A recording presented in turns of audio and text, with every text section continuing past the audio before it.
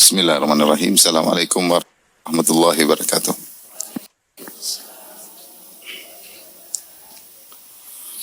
Alhamdulillahi ala ihsani wa syukru lahu ala taufiqihi wa amtinani wa asyhadu an la ilaha illallah wahdahu la syarika lahu ta'ziman li sya'nihi wa asyhadu anna Muhammadan abduhu wa rasuluhu ila ridwani. Allahumma salli alaihi wa ala alihi wa ashabihi wa ikhwani. Ibu-ibu yang dirahmati Allah Subhanahu wa taala dan juga bapak-bapak yang numpang hadir di sini. Alhamdulillah pada pagi hari ini kita dipertemukan oleh Allah Subhanahu wa taala dalam bahas topik yang sangat indah. Saya baru dengar topiknya tadi. Karena topik yang disampaikan pada saya beda ya. Yang sampaikan kepada saya judulnya pentingnya Al-Qur'an. Sekarang topiknya berubah, Al-Qur'an bisa merubah apa? Kehidupan. Jadi ini topik baru ya. Saya terpaksa menyampaikan juga topik yang baru. Jadi mohon maaf kalau banyak kekurangan ya. Sebenarnya topiknya bagus, seandainya disampaikan kepada saya sebelumnya, mungkin saya lebih persiapan ya. Tapi karena saya baru dengar ya kita seadanya aja ya. Ibu yang dirahmati Allah Subhanahu wa taala, topik yang kita dengarkan tadi disampaikan oleh beliau, topik yang sangat indah. Bagaimana Quran bisa merubah kehidupan kita ya. Tentunya setiap orang yang berinteraksi dengan Al-Quran dia akan merasakannya. Dan hal ini telah ditunjukkan dalam banyak ayat bahwasanya Al-Quran adalah petunjuk kehidupan. Ya, hudal linnas. Kata Allah Subhanahu wa taala, hudal linnas wa bayyinatin minal huda wal furqan. Jadi Al-Quran adalah petunjuk bagi manusia. Dzalikal kitabu la raiba fihi hudal lil muttaqin. Al-Quran adalah tidak ada kerugian dalamnya dan dia adalah petunjuk bagi orang-orang yang bertakwa. Dan tadi ayat yang sudah disebutkan, ayat yang kalau kita bilang ayat pamungkas yang menunjukkan agungnya Al-Quran, Allah berfirman, Inna hadzal Qur'ana yahdi lillati hiya aqwam. Sungguhnya Al-Quran itu memberi petunjuk kepada jalan yang terbaik. Allah mengatakan aqwam dengan isim tafdhil, yaitu maknanya petunjuk yang terbaik. Artinya kalau kita mau cari prinsip hidup yang terbaik hanya ada di Al-Quran. Mau dibandingkan dengan buku manapun, kitab suci manapun, teori manapun, maka Al-Quran lah yang terbaik bagi orang yang bertakwa mencarinya dan mengimaninya. Al-Quran petunjuk terbaik daripada kitab-kitab suci sebelumnya. Seandainya kitab Taurat tidak mengalami penyimpangan, tetap Al-Quran lebih baik. Seandainya kitab Injil tidak mengalami penyimpangan, tetap Al-Quran yang terbaik. Apalagi telah mengalami penyimpangan. Oleh karenanya, haram bagi kita mencari petunjuk dari kitab-kitab suci sebelumnya setelah ada Al-Quran. Karenanya ketika Umar bin Khattab radhiyallahu anhu membawa lembaran dari kitab suci terdahulu, kemudian Nabi melihat Umar membaca lembaran tersebut, maka Nabi pun marah. Kata Nabi SAW, Amutahawwikuna anta ya ibn al-Khattab. Apa kau masih bimbang wahai Umar? Kenapa perlu mencari hidayah dari atau mencari ilmu dari buku-buku sebelumnya?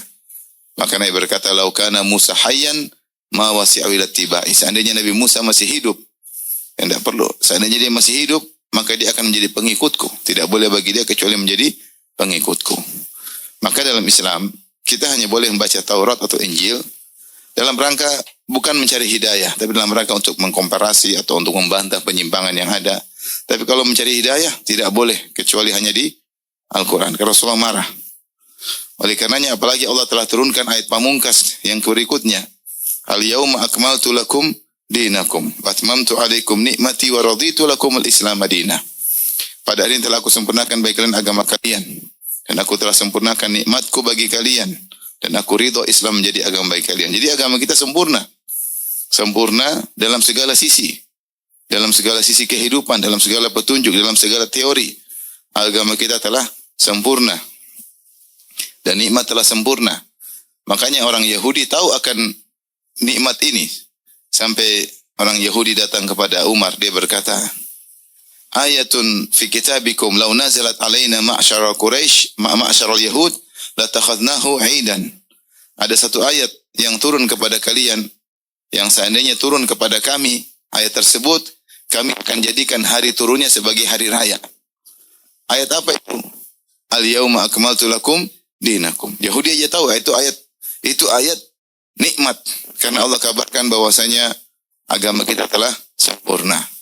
Seandainya itu turun bagi kami Yahudi, kami akan jadikan hari raya. Dan Umar mengatakan, saya tahu ayat tersebut turun ketika Nabi SAW sedang di padang Arafah, sedang wukuf, maka turun ayat tersebut. Ini ayat pamungkas yang menunjukkan kita harus menimba ilmu sebanyak-banyaknya dari Al-Quranul Karim. Karena semua kesempurnaan ada di dalam Al-Quran. Oleh karenanya, tidak butuh kita kepada filsafat-filsafat, tidak perlu. Kebanyakan orang ketika menyampaikan tentang filsafat, menukil tentang misalnya perkataan Aristoteles atau Plato atau Plotinus atau Socrates dan yang lainnya, karena mereka tidak punya bekal tentang Islam. Seandainya mereka punya bekal tentang Al-Quran, apalagi dibarengi dengan sunnah-sunnah Nabi, maka mereka tidak butuh nukil perkataan orang-orang bijak di alam semesta ini, nggak perlu. Al-Quran sudah cukup, hadis-hadis Nabi sudah melengkapi, maka tidak perlu. Tapi ketika ada seorang suka menukil dari non-muslim atau tokoh-tokoh filsafat, menunjukkan dia ilmu dia tentang agama kurang, minim.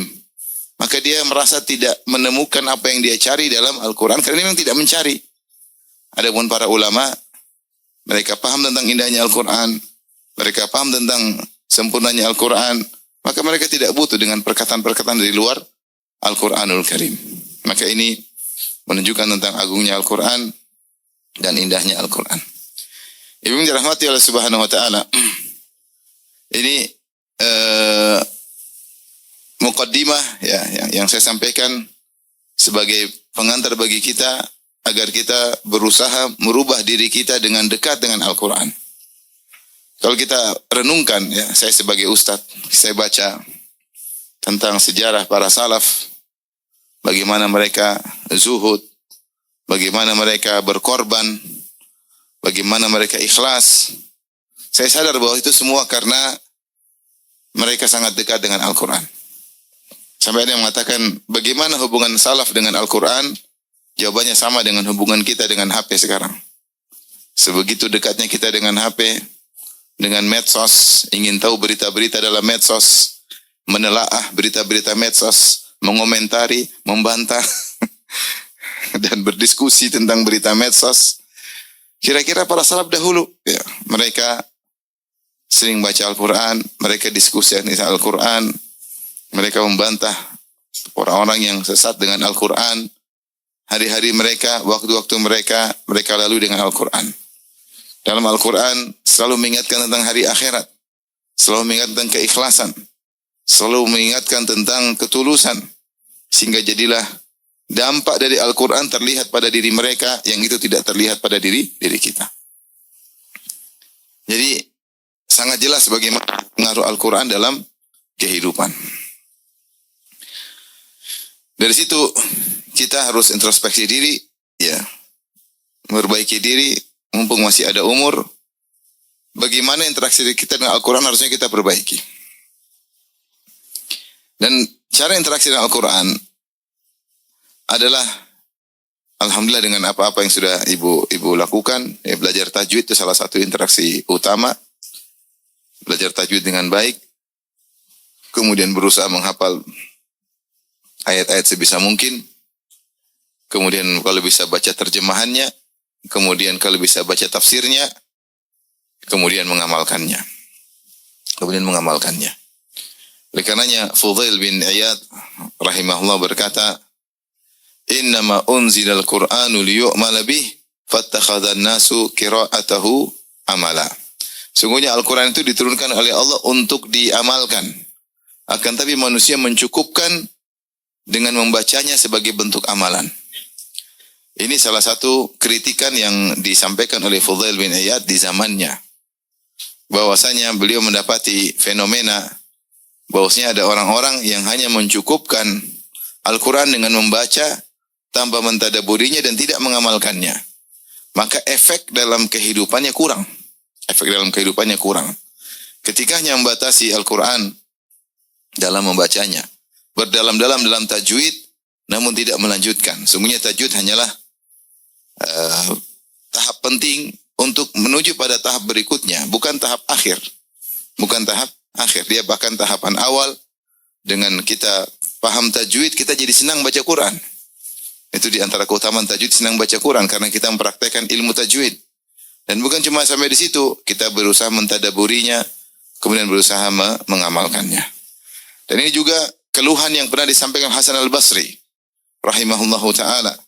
Dia mengatakan ada orang ahli al-qurra, dari ahli Quran, dari para qurra, dia mengatakan aku telah membaca Al-Quran dari awal sampai akhir dan tidak ada satu huruf pun yang aku jatuhkan, yaitu aku baca dengan tartil, dengan tajwid, tidak ada satu hukum tajwid pun yang salah. Maka Hasan al-Basri pun marah, dia berkata, wallahi waqad asqata al-Qur'ana kullahu. Demi Allah, dia telah menjatuhkan Al-Quran seluruhnya. Kenapa? Karena Hasan al-Basri tidak melihat aplikasi Al-Quran tersebut dalam kehidupannya. Fenomena begitu ada.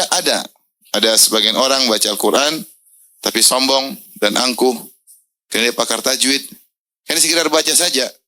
Dia tidak menghayati, tidak mentadaburinya. Hanya sebagai bangga-banggaan. Hanya sebagai untuk lomba-lombaan. Untuk pamer-pamer anaknya. Anak saya sudah hafal sekian. Hanya untuk membanggakan diri. Oleh karenanya, tidak terlihat aplikasi dalam kehidupan sehari-hari. Sementara para salaf dulu, para sahabat. Para sahabat mereka membaca 10 ayat. 10 ayat mereka hafalkan, mereka amalkan. Kemudian mereka lanjut 10 ayat berikutnya. Sehingga tahapan mereka dalam belajar Al-Quran memang lama. Tetapi mereka benar-benar membaca, menghafal, menguasai, mengamalkannya dengan luar biasa. Intinya, ibu dirahmati Allah Subhanahu wa taala, kalau kita tidak bisa meraih kesempurnaan bukan berarti kita tidak melakukannya sama sekali. Apa yang sudah ibu lakukan, belajar tajwid, berusaha untuk menghafal sebagian yang bisa dihafal. Pakai ini kita bersyukur kepada Allah Subhanahu wa taala. Tapi bukan cuma sampai di situ, masih ada PR berikutnya, yaitu berusaha mentadaburinya dan berusaha untuk mengamalkannya. Kitabun anzalnahu ilaika mubarakun liyadabbaru ayatihi. Perhatikan kata Allah, Al-Quran yang kami turunkan kepada engkau penuh keberkahan. Tapi bagaimana cara mencari keberkahannya? Liyadabbaru ayatihi, agar mereka bisa mentadaburi apa? Ayat-ayatnya. Jadi kalau sekedar baca ada keberkahan tapi tidak sempurna. Dia masih tahapan awal. Baca Al-Quran jelas dapat pahala, ya. Kata Nabi sallallahu alaihi wasallam, la aqulu alif lam mim harfun walakin alifun harfun wa lamun harfun wa mimun harfun. Bacalah Al-Quran karena al-hasanatu bi asyri amsalihha. Satu kebaikan dilipat gandakan 10 kali. Aku tidak mengatakan alif lam mim satu huruf. Tetapi alif 1 huruf, lam 1 huruf, mim 1 huruf. Maka siapa yang baca alif lam mim, berarti dia telah baca dapat 3 kebaikan, dilipat gandakan kali 10 jadi berapa? 30 kebaikan.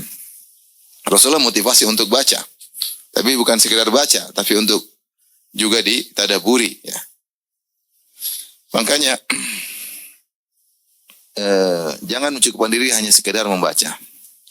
Rasulullah berkata, "Iqra'ul Qur'an fa innahu ya'ti yaumal qiyamah syafi'an." Fa innahu ya'ti yaumal qiyamah fa innahu ya'ti syafi'an yaumal qiyamah. Bacalah Al-Qur'an, sungguhnya Al-Qur'an akan datang pada hari kiamat sebagai pemberi apa? Syafaat. Ini motivasi untuk baca. Tapi bukan sekedar baca, hendaknya ditadabburi. Allah mengatakan, "Afala yatadabbaruna al-Qur'an? Walau kana min 'indi ghairillahi lawajidu fi ikhtilafan katsira." Kenapa mereka tidak mentadabburi Al-Quran? Kalau seandainya Al-Quran bukan dari Allah, maka mereka akan mendapati banyak kontradiktif. Itu Allah suruh periksa, baca, periksa sana sini. Tidak akan ada kontradiktif dalam Al-Quran. Allah juga berfirman, "Afala yatadabbaruna Al-Quran am ala qulubin aqfaluha?" Apakah mereka tidak mentadabburi Al-Quran? Ataukah ada gembok-gembok yang telah membelenggu hati mereka sehingga mereka bacakan ayat mereka tidak tadabbur. Rasulullah baca Al-Quran enggak pada orang-orang musyrikin? Baca, Rasulullah bacakan. Tapi mereka lewat aja. Mereka ngerti bahasa Arab. Al-Quran tersebut mereka tidak mau mentadaburi.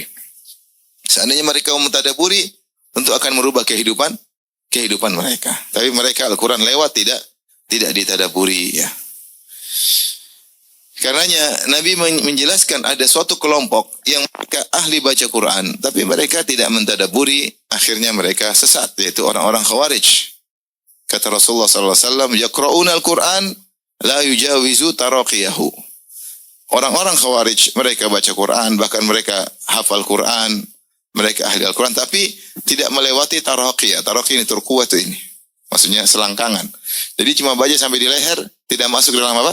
Ke dalam hati. Berarti ada orang yang baca Quran, tapi dia tidak mentadaburinya, sehingga Quran tersebut tidak kurang, atau saya tidak kurang berefek. Bahkan ketika tidak ditadaburi, akhirnya memahami dengan seenaknya, jadilah seperti orang-orang Khawarij. Maka ini penting bagi kita baca Quran, dan kita mentadaburi, disitulah bertambah keberkahan dan nikmat Al-Quran. Makanya Ibnu Qayyim berkata, qira'atu ayatin wahidatin bitafakkurin wa tadabburin wa ta'aqqulin khairun min qira'ati min al-khatmah bila tadabbur. Kata Ibnu Qayyim rahimahullah, baca satu ayat saja dengan tadabbur, dengan ta'aqqul bersama memahaminya, satu ayat saja lebih baik daripada baca Quran, khatam Quran tetapi tidak dipahami maknanya. Kita ingin mengerti perkataan Aisyah tentang Nabi, kana khuluquhul Quran. Bahwasanya akhlak Nabi adalah apa? Al-Quran. Seluruh apa yang Allah serukan dalam Al-Quran, praktek nyatanya adalah siapa? Rasulullah sallallahu alaihi wasallam. Nah, ini butuh kita tadabburi. Taib, ibu yang dirahmati Allah Subhanahu wa taala. Kalau ditanya apa Al-Quran merubah dalam hidup ini? Artinya sedikit yang kita mungkin bisa kita ajak untuk diri pribadi dan juga hadirin hadirat, di antara efek yang sangat besar bagi orang pemerhati Al-Quran, ahlul Quran, ahlullahi wa khasatuhu, adalah mereka adalah orang-orang yang paling bahagia. Mereka adalah orang yang paling bahagia. Kenapa demikian ibu-ibu? Karena Al-Quran adalah kitab kebahagiaan. Kitab kebahagiaan. Kalau ingin bahagia dalam hidup ini, ya, sering baca Quran. Kalau pingin tidak bahagia, enggak usah baca Quran. Ya, pingin stres, banyak medsos dibaca, tambah stres. Quran ditinggal. Ya. Padahal aplikasi semua sudah di-download. Tapi dibaca enggak, itu masalahnya. Allah berfirman tentang Al-Quran. Kata Allah Subhanahu wa taala, ma anzalna 'alaikal Qur'ana litashqa. Thaha. Ma anzalna 'alaikal Qur'ana litashqa. Kami tidak menurunkan Al-Qur'an kepada engkau wahai Muhammad agar engkau sengsara. Enggak. Al-Qur'an ini bukan bikin engkau sengsara. Kata sebagian tafsir, ai litas'at, tetapi Al-Qur'an itu buat engkau bahagia. Al-Qur'an tidak mendatangkan kesengsaraan. Al-Qur'an itu justru mendatangkan kebahagiaan. Dan ini efeknya bukan efek belakangan. Benar, demi Allah bukan efek belakangan. Kita lagi stres, lagi bimbang, baca Quran aja setengah jam. Langsung bahagia. Tidak lama-lama. Tidak lama-lama. Langsung bahagia dan ketentraman Allah berikan dalam hati. Beda orang mungkin misalnya ingin bahagia. Dia nonton Sri Mulat ketawa ketiwi. Iya, waktu dia nonton Sri Mulat dia ketawa ketiwi. Habis Sri Mulat selesai, hatinya keras.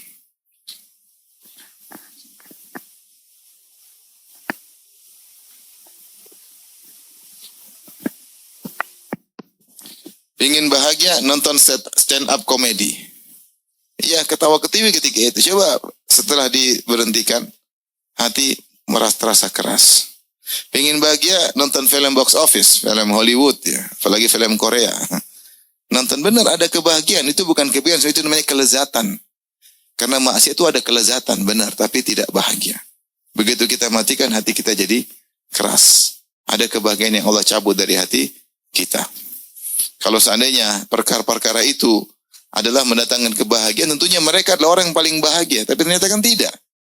Betapa banyak di antara mereka yang kemudian bunuh diri, di antara mereka yang stres, di antara mereka yang hancur rumah tangganya, di antara mereka yang narkoba, banyak. Berarti bahagia bukan di situ. Bahagia itu mudah, baca Al-Quran. Baca Al-Quran. Cuma kita sudah ada rahasia kebahagiaan, kita tidak melakukannya. Maka ini benar-benar berdampak dalam kehidupan. Tapi dengan niat baca yang benar. Bukan riya, bukan untuk pamer, tapi benar-benar karena mencari kebahagiaan. Dan Allah berfirman dalam Al-Quran, ya, wa nunazzilu minal Qur'ani ma huwa shifaa'u wa rahmatul lil mu'minin wa la yazidu adh-dhalimina illa khasara. Kata Allah Subhanahu wa taala, kami turunkan Al-Quran, yang Al-Quran itu merupakan syifa, obat. Dia adalah obat. Dan kata para ulama, Al-Quran adalah obat baik penyakit fisik maupun penyakit batin. Biasanya penyakit batin yang bikin dia tidak bahagia itu penyakit batin, emosional, dendam, suudzon, tidak qanaah, tidak nerimo takdir Allah. Ini kan yang buat kita sengsara. Nah, kalau kita baca Quran, maka penyakit-penyakit itu akan berkurang. Bahkan kalau terus kita mentadaburi Al-Quran, itu akan disembuhkan oleh Allah. Allah yang bilang. Ya. Ya ayuhan nasu qad ja'atkum mau'izatun min rabbikum wa shifaa'un lima fis sudur wa huda wa rahmatul lil mu'minin. Kata Allah, wahai manusia sekalian, telah datang wejangan dari Rabb kalian, Al-Quran. Ada wejangan-wejangan dalam Al-Quran. Wa shifaa'un lima fis sudur, dan penyakit dalam dada manusia. Penyakitnya banyak, penyakit. Ibu penyakitnya banyak enggak? Banyak enggak penyakitnya? Banyak lah, hasad. Lihat ada yang lebih cantik, hasad. Yang lihat tasnya lebih mahal, hasad. Yang lihat rumahnya lebih megah, hasad. Lihat mobilnya lebih bagus, apa? Hasad. Lihat bajunya lebih branded, apa? Hasad. Ibu-ibu paling mudah hasad. Ya. Bapak-bapak juga, cuma ibu lebih parah ya. Penyakit banyak ya, hasad. Penyakit dendam. Kalau udah marah, ngambekan sama orang, dendam gak hilang-hilang. Padahal dulu teman dekat, begitu berkelahi sampai mati dendam. Sebagian wanita seperti itu. Dulunya teman paling dekat, ketika bertengkar jadi paling dendam. Sampai mati. Penyakit hati. Ibu-ibu. Apalagi penyakit ibu hati, ibu. Duniawi. Duniawi, lihat inilah, lihat anulah, pengin inilah, pengin anulah. Pengin beli inilah. Mobil suruh gantilah, tas gantilah. Beli sepatu gantilah, dompet gantilah, HP ganti. Suaminya yang pusing suruh ganti-ganti terus. Lama-lama yang kamu juga diganti, mau nggak? Maksudnya penyakit itu banyak. Nah, gimana mau sembuh dengan baca apa? Al-Quran. Tapi dengan tadabbur, bukan baca aja. Baca aja udah lumayan, alhamdulillah. Kita punya sempat waktu baca saja sudah alhamdulillah. Subhanallah, pasti Allah kasih bahagia. Pasti, nggak mungkin nggak. Allah udah janjikan. Wa shifa'u lima fis sudur. Maka kata para ulama, kalau baca Quran di antara niatnya selain untuk dapat pahala qiraah, yang alif dapat 10 pahala, lam alif lam mim 30 pahala. Niatkan juga untuk syifa, agar kita diobati oleh Allah Subhanahu wa taala. Penyakitnya banyak ya. Ya, sampai ada seorang yang datang, Ustaz, saya hasad sama dia, Ustaz. Dia ngerti dia hasad, cuma nggak bisa dia hilangkan, dia nggak bisa lawan. Saya hasad. Ya lawan, sudah tahu hasad, ya nggak bisa. Karena dia tidak bisa mengontrol hatinya. Tidak semua orang bisa mengontrol apa? Hatinya. Maka di antara cara agar kita bahagia, dan ini teraplikasikan dalam hidup kita, merasakan efeknya langsung tidak tertunda, adalah baca Al-Quran. Oleh karenanya, Nabi sendiri begitu bahagia ketika turun ayat-ayat Al-Quran. Nabi ketika pergi ke Jabal Nur, ke Gua Hira, kemudian Nabi berusaha merenungkan tentang keagungan Allah. Dia bingung apa peristiwa yang dia alami selama ini. Dadanya dibelah, kemudian dibelah, dimasukin, dijahit lagi, jantungnya dibersihkan. Dia heran melihat kejadian tersebut. Kemudian dia kalau jalan tahu-tahu di batu ada di Mekah, ngucapin salam, Assalamualaikum Muhammad. Dia mengatakan, inni la'alamu hajaran bi Makkah kana yusallimu alayya qabla an ub'ats wa inni la'ariful an. Dulu ada batu saya tahu di Mekah, kirim salam, menyalami saya sebelum saya jadi nabi. Dan sampai sekarang saya tahu mana batu tersebut. Maksudnya banyak kejadian aneh-aneh yang Rasulullah rasakan. Dan ini ada apa ini sehingga dia ingin dekat dengan Allah. Sampai tiba-tiba malaikat Jibril datang memeluknya sampai dia tidak bisa bernapas. Hatta balagha banil jahdu, sampai Rasulullah susah bernafas. Summa arsalani, Rasulullah lepas lagi, malaikat Jibril lepas lagi. Malaikat berkata, "Iqra, bacalah." Kata Rasulullah SAW, "Ma ana biqari," saya tidak bisa baca sama sekali. Faghattani, maka dia peluk aku lagi. Hatta balagha minnil jahdu, sampai aku susah bernapas. Summa arsalani, kemudian aku dilepaskan lagi pelukannya dan malaikat berkata lagi, "Iqra, bacalah." Kata Rasulullah SAW, "Ma ana biqari," aku sama sekali tidak bisa baca. Sampai 3 kali, baru kemudian malaikat Jibril mentalqilkan, "Iqra bismi rabbikal ladzi khalaq, khalaqal insana min 'alaq, iqra wa rabbukal akram, alladzi 'allama bil qalam, 'allamal insana ma lam ya'lam." Subhanallah. Situlah ayat pertama ini berbicara langsung tentang Tuhan. Iqra bismi rabbikal ladzi khalaq. Bacalah dengan menyebut nama Tuhanmu yang telah menciptakan. Ya. Alladzi khalaqal insana min 'alaq, yang menciptakan manusia dari darah, ya. Kemudian Iqra wa rabbukal akram, bacalah dan Tuhanmu lah yang paling dermawan, yang paling baik. Subhanallah, langsung Allah mensifati dirinya dengan wa rabbukal akram, Tuhanmu yang paling baik. Kalau ada yang karim, maka dia yang paling akram. Maka Rasulullah SAW ketakutan, gemetar, turun ketemu istrinya, berkata, "Zammiluni, zammiluni," selimuti aku, karena orang ketakutan kan dingin, kedinginan. Maka Khadijah pun segera menyelimuti Nabi. Kemudian Rasulullah berkata, "Laqad khasyitu ala nafsi," sungguhnya aku khawatir suatu menimpa diriku. Maka Khadijah menghibur Nabi berkata, "Tidak mungkin Allah menghinakan engkau. Engkau jujur, suka nyambung silaturahmi, suka bantu orang susah, cari nafkah buat kasih keluarga, suka jamu tamu, suka bantu orang yang mengalami bencana. Kau tidak akan dihinakan oleh Allah." Setelah itu Rasulullah SAW terputus wahyu. Maka Rasulullah SAW ternyata rindu, pingin lagi. Maka dia pergi ke gunung, mencari-cari kapan datang lagi wahyu. Subhanallah. Kenapa? Karena Al-Quran kalau turun mendatangkan apa? Kebahagiaan. Datangnya kebahagiaan. Cuma Rasulullah SAW merasakan ayat-ayat turun mendatangkan kebahagiaan. Itu dirasakan oleh para sahabat. Makanya setelah Nabi SAW meninggal dunia, berkatalah Abu Bakar dan Umar, "Ayo kita menjenguk seorang wanita yang dulu sering dijenguk oleh Nabi SAW." Ya. Maka Rasulullah, Abu Bakar dan Umar pun pergi menuju wanita tersebut. Kemudian sampai di sana dibuatlah makanan, kemudian tersebut menangis. Maka Abu Bakar dan Umar mengatakan, "Kenapa engkau menangis? Rasulullah sudah meninggal dan dia sekarang lebih mulia daripada ketika dia masih hidup. Dia lebih mulia sekarang daripada ketika dia masih hidup. Tidak usah ditangisin." Maka wanita ini berkata, "Ya, bahwasanya saya menangis bukan karena Nabi, itu saya tahu. Tapi saya menangis karena setelah Rasulullah meninggal, wahyu terputus." Wahyu terputus. Kenapa mereka merasa bahagia ketika turun ayat-ayat Al-Quran? "Ayyukum zadatu hadhihi imana." Kalau turun ayat ditanya, siapa yang tambah iman yang ayat ini? Orang beriman, kami bertambah iman dengan semakin banyak turun ayat-ayat Al-Quran. Jadi para sahabat dahulu mereka benar-benar menanti turunnya ayat. Kalau datang ayat mereka bertambah iman. Datang ayat mereka semakin apa? Bahagia. Mereka benar-benar mengetahui tentang agungnya Al-Quran sehingga mereka benar-benar berinteraksi dengan Al-Quran karena Al-Quran benar-benar sebab kebahagiaan. Itu yang hilang dari kita. Kita menganggap Al-Quran yang sekedar kitab suci, tapi kita tidak mengaungkannya sebagaimana mestinya. Kita tidak menjadikan Al-Quran sebagai sebab kebahagiaan kita. Saya sering bilang bahagia itu mudah. Bangun sebelum subuh, sholat malam, bacaan Quran dalam sholat malam. Pasti bahagia, nggak mungkin nggak.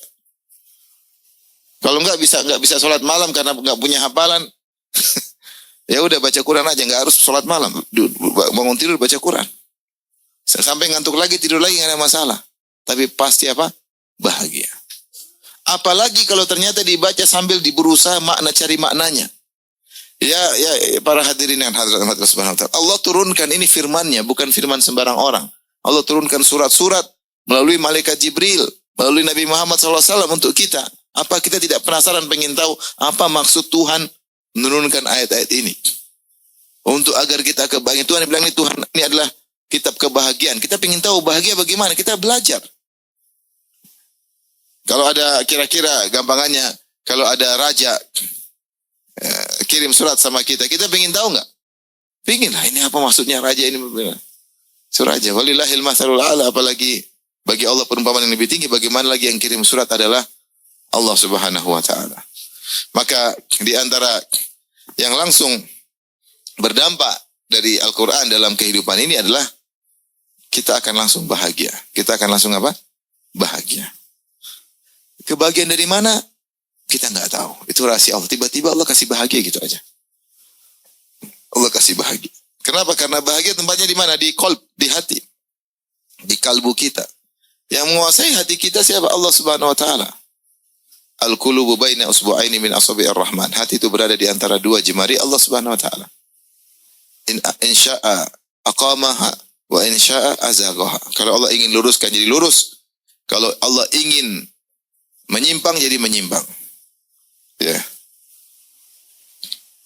Allah mengatakan Allah adalah adhaka wa abaka. Allah yang bikin menangis, Allah yang bikin tertawa. Allah yang bikin bahagia, Allah yang bikin sengsara. Yang menguasai hati kita bukan kita. Kita tidak bisa kontrol hati kita. Kita ini lemah. Oleh karenanya, serahkan kebahagiaan kita kepada sang penguasa hati. Siapa? Allah Subhanahu wa taala. Ini harus kita yakini. Ibu-ibu kalau ada masalah rumah tangga, baca Quran. Bangun malam. Lawan tuh rasa kantuk. Baca Quran. Ibu lagi pingin beli sesuatu, suami nggak punya duit, sedih, baca Quran. Baca Quran, Allah akan kasih qanaah. Baca tentang neraka, surga, nggak jadi beli. Quran itu obat. Benar, Quran itu. Cuma kita jauh dari Al-Quran itu masalahnya. Mereka katakan bagaimana sih interaksi salaf dengan Al-Quran seperti interaksi kita dengan HP. Kalau kita nggak buka HP rasanya hampa hidup ini. Pada situlah sebab kesengsaraan. Kalau kita buka HP yang kita konten agama sih nggak banyak. Yang kita lihat konten apa? Konten duniawi. Konten inilah, kriminal lah, konten apa kayak. Sampai urusan ijazah saja nggak selesai. Habis waktu kita ngurusin ijazah orang.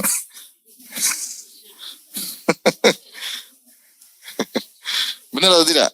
Benar ya. Cuma kalau waktunya kita baik untuk baca Quran. Untuk memahami apa sih maksud ya ayyuhal muzammil qumil laila illa qalila sampai terakhir. Apa maksud surat ini? Surat ini maksudnya ceritanya bagaimana kok turun sama Nabi. Nabi lagi ngapain turun surat ini? Terus apa isinya? Terus apa praktek Nabi, aplikasi Nabi dalam surat ini?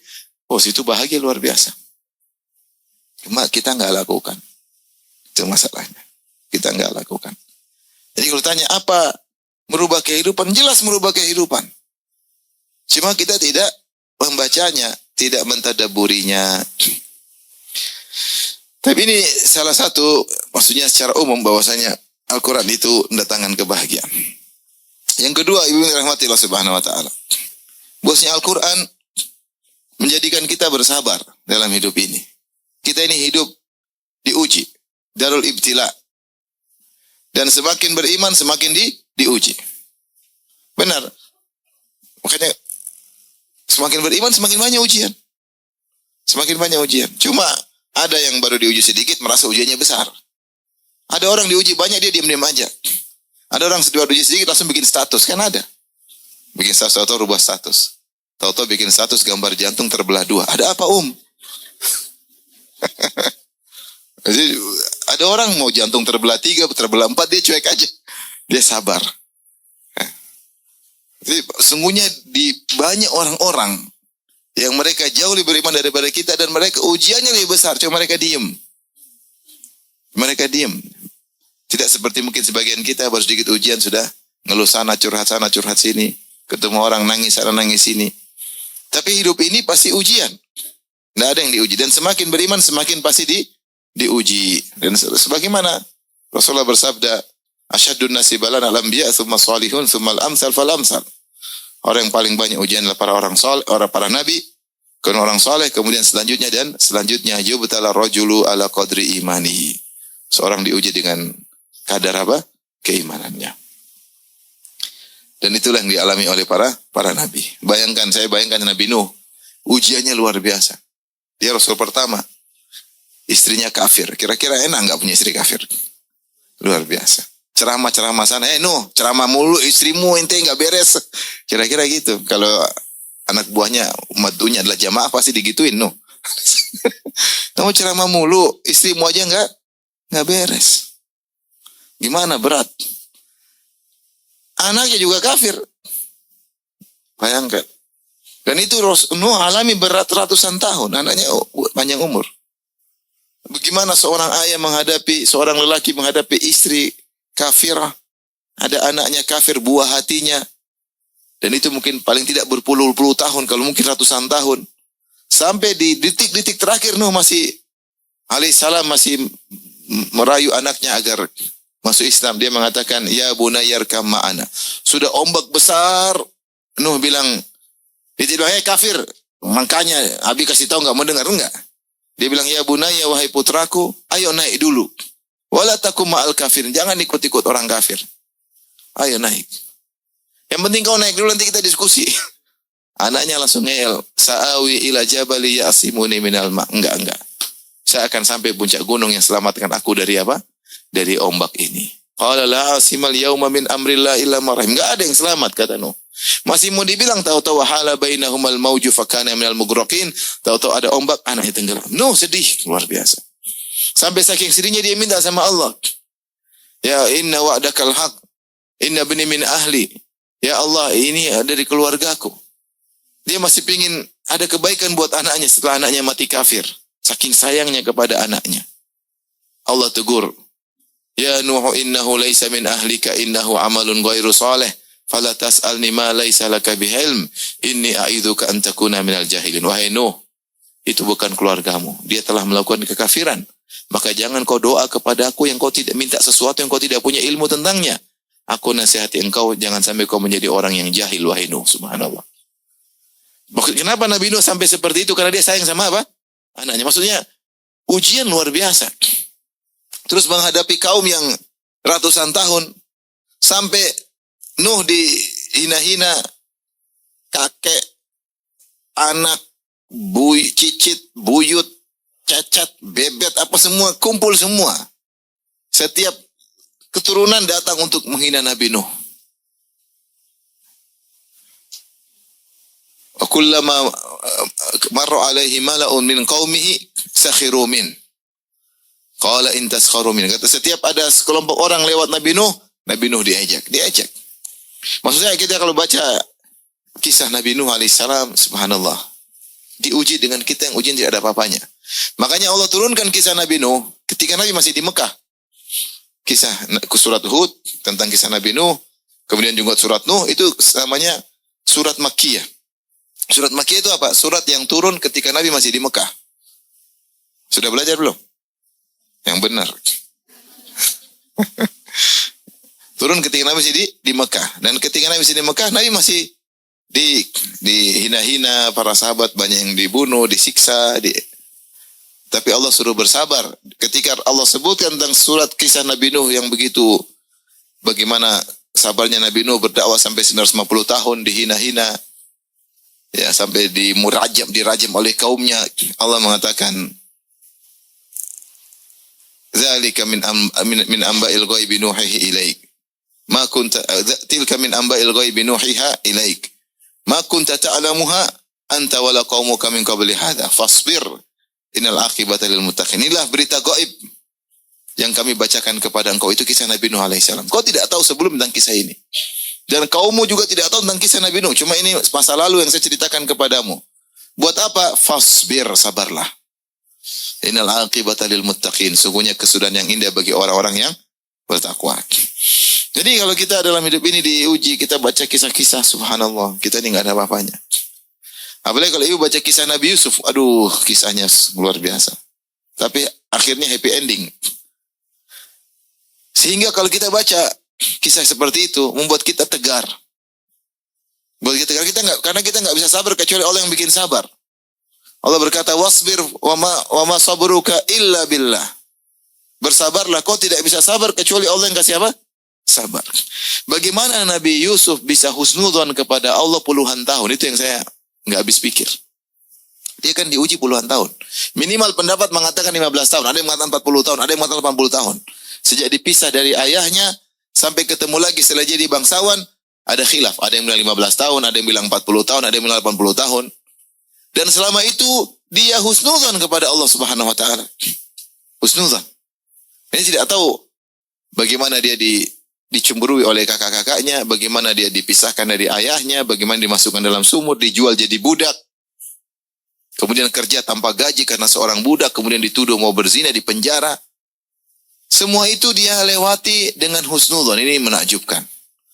Makanya ketika akhirnya dia jadi bangsawan, terus dia bongkar katur di depan kakak-kakaknya, mereka berkata, "Ainnaka la anta Yusuf." Ketika Yusuf membuka menunjukkan mengatakan, "Qala hal alimtum ma fa'altum bi Yusuf wa akhihi id antum jahilun." Kalian masih ingat enggak apa yang kalian lakukan kepada Yusuf dan saudaranya Binyamin ketika kalian masih jahil? Mereka lihat lagi, Yusuf. Karena Yusuf sudah mungkin jambang. Dulu kan masih kecil waktu diambil, dibuang, sudah pakai mahkota. Mungkin Yusuf lepas mahkotanya. Mereka, "Innaka la anta Yusuf." Kau si Yusuf ya? Kata Yusuf, "Ana Yusuf wa hadha akhi." Saya Yusuf, ini saudara saya Binyamin. "Qad manallahu alaina." Sungguh Allah telah beri anugerah kepada kami. Kemudian Nabi Yusuf berkata, "Innahu may yattaqi wa yasbir fa innallaha la yudhi'u ajral muhsinin." Siapa yang bertakwa dan bersabar, Allah tidak menyia-nyiakan pahala bagi orang yang ihsan. Subhanallah. Berarti selama itu Nabi Yusuf selalu sabar dan bertakwa. Setiap musibah yang dia alami, setiap ujian yang dia alami, dia selalu bersabar dan bertakwa. Dan selalu husnudzon, padahal jawabannya mati puluhan tahun berikutnya. Happy endingnya ternyata setelah puluhan tahun. Tapi selama itu dia tidak sama sekali tidak pernah suudzon sama Allah. Itu yang saya takjub, ini kok bisa ini ada orang seperti ini. Kita aja baru diuji sedikit, nggak ada solusi sudah, aduh ini apa ini? Allah sudah suudzon, kenapa Allah giniin saya? Kenapa? Saya sudah rajin baca Quran kok belum ada solusinya. Ya sering baca Quran tapi masih ngomel sama suami, gimana ada solusinya? Kita apa yang sudah kita lakukan sehingga kita? Yusuf aja yang seperti itu. Dia uji sampai puluhan tahun dan dia selama itu dia husnudzon. Nabi Yakub alaihissalam, kata Al-Qurtubi rahimahullah, dia adalah orang yang paling dicintai oleh Allah di zaman itu. Dia diuji dengan terpisah dari apa? Anak-anaknya. Bahkan di puncak-puncak kesulitan ketika Yusuf tidak tahu kemana, Binyamin dituduh mencuri sehingga dipenjara, terus kakak mereka tidak kembali. Di puncak-puncak kesulitan justru Yakub alaihissalam semakin husnudzon. Dia mengatakan, "Asallahu ayyatiyani bihim jami'an." Ketika dikabarkan, wahai ayahanda, kakak paling tua enggak mau kembali. Yusuf entah kemana, Binyamin di penjara. Ketika tiga anaknya tidak mau pulang. Dan ini puncak penderitaan Nabi Yakub sampai dia buta. Wa biyadhat ainahu minal huzni fahuwa kadhim. Dia buta saking sedihnya. Namun di saat itu dia tetap husnudzon, dia berkata, "Asallahu ayyatiyani bihim jami'an." InsyaAllah Allah akan datangkan mereka, kembalikan mereka kepada aku seluruhnya. Innahu huwal alimul hakim. Karena Allah maha berilmu dan maha bijaksana. Subhanallah. Dia tahu apa yang Allah lakukan kepada dia dengan ilmu Allah. Dia tahu apa yang Allah takdirkan pada dia di atas hikmah dan kebijakan yang Allah tahu. Yang dia tidak tahu. Tapi dia tahu apa?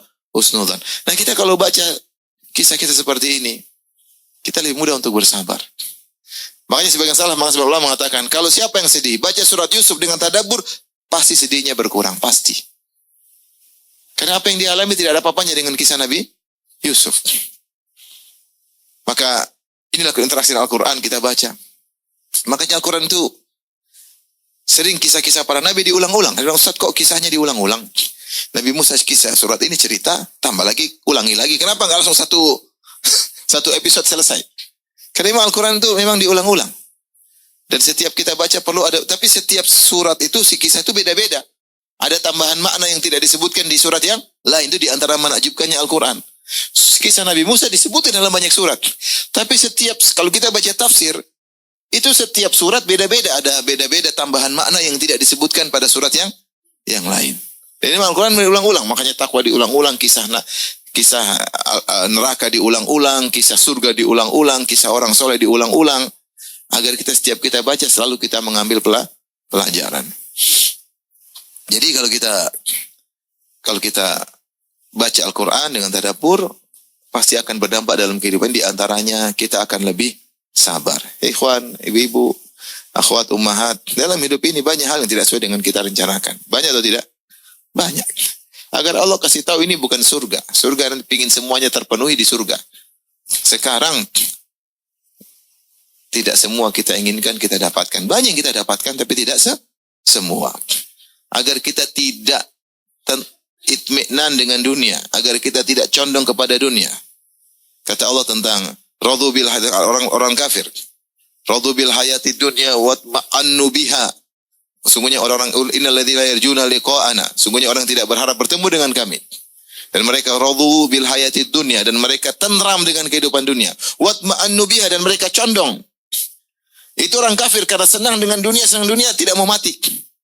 Lupa bahwasanya ada alam berikutnya. Maka Allah kasih dalam hidup ini kecobaan, kesedihan, agar seorang tahu hidup ini cuma apa? Sementara.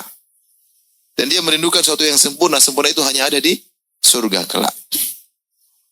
Nah, coba kalau ibu-ibu semua, ibu-ibu misalnya cantik, kaya, muda terus, kurus terus, nggak pernah gembrot, terus semua lengkap, nggak mau mati. Ya, semua mobil mewah, tas branded semua. Ya, semua lengkap. Kalau emas banyak seperti toko emas jalan kalau keluar. Dia mana mau mati, nggak mau mati. Karena nyaman di puncak kenyamanan. Sehingga itminan, ridho dengan kehidupan dunia. Kalau gitu lupa akhirat. Tapi Allah kasih teguran, kasih musibah, kasih penyakit, ini, kasih kesengsaraan. Sehingga kita tahu bahwasanya dunia ini hanyalah apa? Sementara. Jadi baca Al-Quran, kita lihat kisah-kisah dalam Al-Quran, akan beri pelajaran bagi kita. Dan banyak, saya kalau baca kisah, saya kadang-kadang subhanallah, kok bisa ya? Ternyata bisa. Contoh kisah yang menakjubkan saya baca Al-Quran, kisah wanita solehah yang ada di negeri Madian, dan kisah Nabi Musa yang ada di Mesir. Karena banyak akhwat tanya sama saya, Ustadz, kita ini akhwat Ustadz, kita nggak keluar rumah, terus jodoh gimana mau datang Ustadz? Kalau mau dapat jodoh kan buka-buka dikit keluar. Orang lihat cantik baru ada yang ngelamar. Kalau kita cuma di rumah aja, apalagi pakai cadar, kapan ada jodohnya Ustadz? Subhanallah. Saya ingat kisah luar biasa tentang kisah siapa? Perempuan yang di negeri Madian. Allah mentakdirkan Musa alaihissalam, Allah kirim lelaki soleh dari Mesir untuk melamar dia. Padahal jaraknya 1000 kilo lebih. Mesir itu benua Afrika, Madian benua Asia, lintas benua, subhanallah. Musa alaihissalam hidup di Mesir dengan luar biasa sebagai anak angkat Fir'aun, dengan kekayaan luar biasa. Tapi Allah mentakdirkan, ternyata dia tidak sengaja bunuh salah satu orang Kipti, anak buah Fir'aun, akhirnya di buronan. Akhirnya dia kabur tanpa persiapan. Sehingga dia lintas benua, jalan dari Mesir tanpa bekal, sampai dia sering makan daun hijau-hijau, rumput-rumput, sampai terlihat warna hijau dari luar tubuhnya, saking banyak rumput yang dia makan. Sampai dia tiba di negeri Madian. Madian itu ada dua pendapat. Ada yang mengatakan Madian letaknya adalah di Yordan, ada juga Madian. Ada yang mengatakan Madian letaknya adalah di Tabuk, di kota Al-Bida. Itu di Saudi Arabia. Intinya di benua Asia. Saudi kan di Syam di benua Asia, lintas benua. 1000 kilo lebih dia berjalan. Ternyata sampai sana dapati sumur. Walamma warada ma'a Madyan wajada alaihi ummatan minan nasi yaskun wa wajada min dunihim imra'ataini tadhudan. Orang-orang lagi di sumur, lagi ambil air. Ternyata ada dua perempuan yang halang-halangi kambingnya. Kambingnya mau maju, dia halang-halangi. Terus orang laki-laki ini juga kurang ajar semua. Harusnya kan ladies first. Ini kurang ajar. Ya. Harusnya kan apalagi perempuan cuma 2 orang. Beda kalau perempuan 100 orang. Udah tunggu. Ini cuma 2 orang. Harusnya ladies first, sudah ambil dulu. Tapi mereka kurang ajar. Mereka cuekin itu perempuan. Sudah tahu perempuan. Musa, kasihan. Ini kenapa perempuan? Musa datang. Ma khotbukuma. Kenapa enggak ambil air? Apa dua terselaih berkata? Qalata la nasqi hatta yusdirar ri'aq. Wa abuna syekhun kabir. Kami tidak bakalan ambil air sampai laki-laki semua pergi. Seharusnya bapak kami yang ambil air, tugas laki-laki, tapi bapak kami sudah sangat tua. Kata para ulama, mereka tidak ingin ikhtilat, campur baur dengan apa? Lelaki. Subhanallah. Kata Allah, fasaqalahuma thumma tawalla ila dhil. Faqala rabbi inni lima anzalta ilayya min khairin faqir. Maka Nabi Musa ambilkan air. Sebut dalam riwayat, mereka sudah pergi, ternyata mereka tutup sumur. Dan sumur itu, tempat tutupnya itu berat. Hanya bisa diangkat 8 orang. Musa angkat sendiri. Dia ambil air, dia kasih. Setelah pergi, dia tidak minta upah, tidak niat apa-apa. Tidak minta nomor telepon, tidak minta nomor WhatsApp. Mereka pergi, Musa terus berbaring di bawah pohon, lapar dia. Tidak ada yang jamu dia, siapa, nggak ada yang dia kenal. Tidak jamuan sama siapa, dia sudah di situ dekat-dekat, nggak ada yang jamu. Maka dia berdoa kepada Allah, Inni lima anzalta ilayya min khairin fakir. Ya Allah, sungguhnya aku fakir selalu kepada kebaikan yang kau berikan kepada aku. Dan ini di antara khususan Musa. Jadi Musa alaihissalam, ini hadis makna doa ini. Ini lima anzalta ilayya min khair. Jadi lima anzalta fi'il madhi, menunjukkan past tense, telah lalu. Yaitu ya Allah, sungguhnya apa yang kebaikan yang kau berikan kepadaku biasanya. Fakir dengan isim fa'il atau sigha mubalaghah bismil fa'il. Maknanya fakir, yaitu aku senantiasa butuh kepada kebaikan yang selama ini kau berikan kepadaku. Musa alaihissalam musnudzon. Dia berkata, sebagaimana biasanya kau baik kepadaku ya Allah, kebaikan terus aku selalu menanti. Dia husnudzon, Allah baik, kan selama ini saya dibaikin. Ini juga akan dikasih baik, dibaikin sama Allah. Itulah di antara doa para nabi, mereka husnudzon dan mereka ingat kebaikan Allah sebelumnya. Akhirnya dalam sebagian para salaf mengatakan Musa minta roti, lapar dia. Lagilah lapar. Akhirnya dia diundang makan. Subhanallah, akhirnya bapak orang tua yang bapak dua wanita tadi nawarin putrinya. Inni uridu an unkihaka ihda banatayya hataini ala an ta'jurani thamaniya hijaj. Wa in atmamta ashran famin indik. Wa ma uridu an asyqa alaik. Satajidun insyaallah minas salihin. Qala dzalika bainu wa bainak ayyamal ajalaini qadaitu fala udwana alaihi. Wallahu ala ma naqulu wakil. Maka akhirnya calon bapak mertua berkata, wahai Musa, saya ingin nikahkan kau dengan salah satu dari dua putriku tersebut. Dengan syarat kau jadi kerja kebun selama 8 tahun. Kalau kau sempurnakan 10 tahun terserah engkau. Insya Allah kau akan dapati aku orang yang soleh. Itu aku akan baik. Musa berkata, ya ini antara aku dengan engkau. Saya mau 8 tahun, 10 tahun terserah saya. Apa yang saya pilih 8 atau 10 tahun tidak ada tuntutan lebih dari itu. Dan Allah menjadi saksi atas perjanjian kita. Subhanallah, Musa akhirnya menikah dengan wanita solehah tersebut. Sebelumnya Allah sebutkan ketika Musa masih lagi kelaparan di bawah pohon, orang tua tadi ngirim putrinya. Kata Allah, faja'atu ihdahuma tamshi ala istihya. Datanglah wanita salah satu dari dua tadi datang menuju Musa dengan tersipu-sipu malu. Ya, disebutkan oleh ahli tafsir Musa dari jauh. Ada cewek, ada akhwat. Langsung tuh akhwat tutup wajahnya.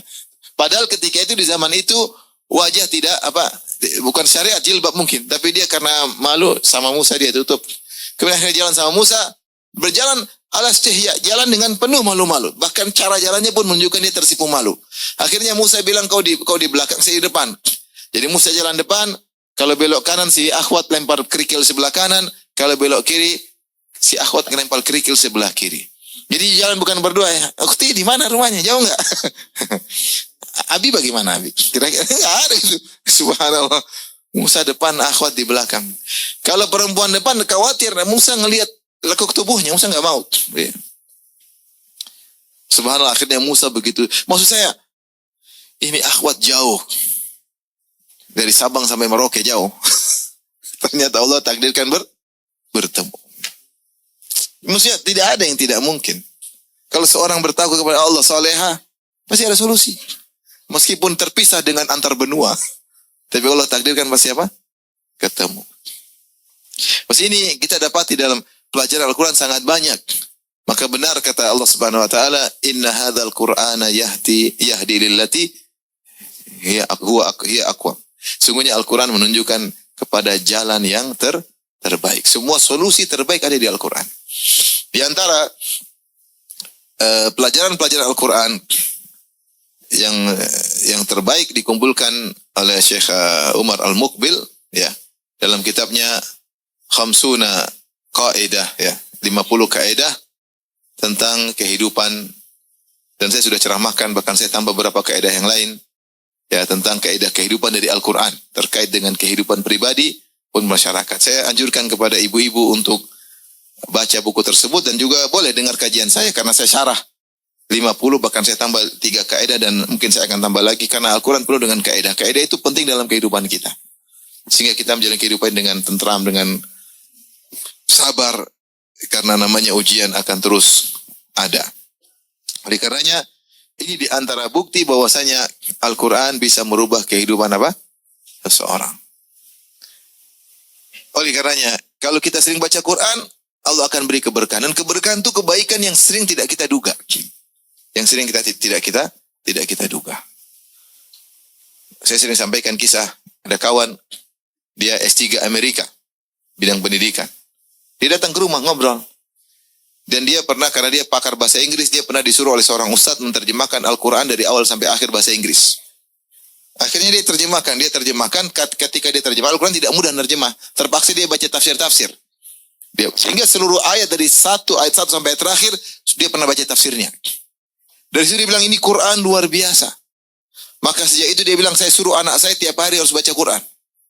Dan saya punya anak, tidak pernah saya tanya tentang bagaimana pelajaranmu di sekolah. Padahal dia pakar pendidikan. Saya cuma tanya, hari ini sudah baca Quran belum? Itu yang saya tanya. Ternyata anak saya murid-murid teladan. Maksud saya, dia bilang, saya tidak peduli. Anak saya mau tinggal kelas, mau apa saya tidak peduli. Yang penting saya tanya, hari ini kau udah baca Quran belum? Kenapa saya begitu, Ustaz? Karena saya itu Al-Quran ternyata luar biasa. Karena saya pernah baca tafsir dari awal sampai apa? Akhir. Maka ternyata ketika dia yakini ada kebenaran Al-Quran, Allah akan buka banyak kebaikan yang dia tidak duga. Maka dekatkanlah diri kita dengan apa? Al-Quran. Ibu-ibu jangan suka baca medsos. Udah ibu-ibu. Ada artis dicerai nggak usah dibaca, Bu. Ngapain? Dicerai, tulisan di artis itu nggak usah dibaca.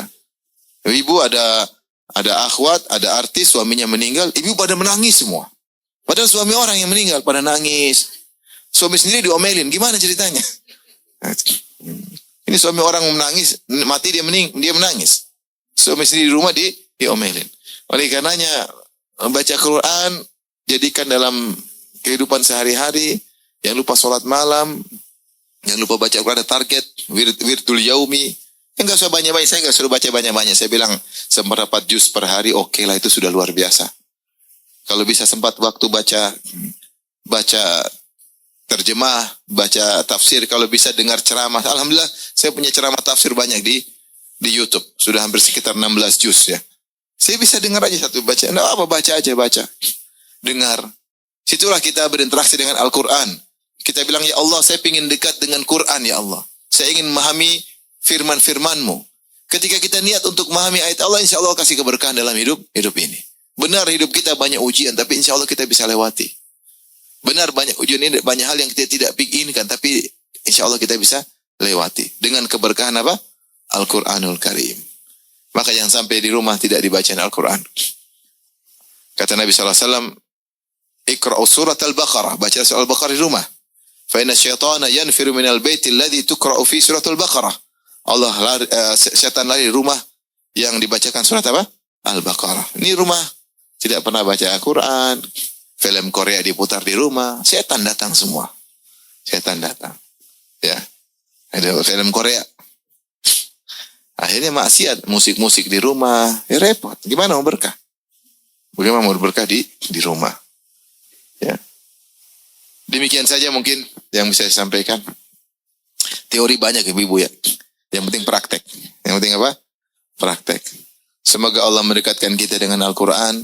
Semoga kita menjadikan ahli Al-Quran wa khasatuhu. Semoga Allah Subhanahu wa taala membuat kita cinta dengan Al-Quran, rindu membaca ayat-ayatnya. Kita baca di siang hari maupun di malam hari. Semoga Allah menjadikan kita hamba-hambanya yang rindu untuk sholat malam. Yang gelisah kalau tidak bisa bangun malam. Semoga Allah menjadikan Al-Quran memberi syafaat bagi kita semua pada hari kiamat kelak. Demikian ibu-ibu yang dirahmati Allah Subhanahu wa taala, kajian kita semoga bermanfaat. Semoga menjadi wanita-wanita salehah. Semoga Allah pertemukan kita di surganya kelak. Amin ya rabbal alamin. Wabillahi taufiq. Assalamualaikum warahmatullahi wabarakatuh.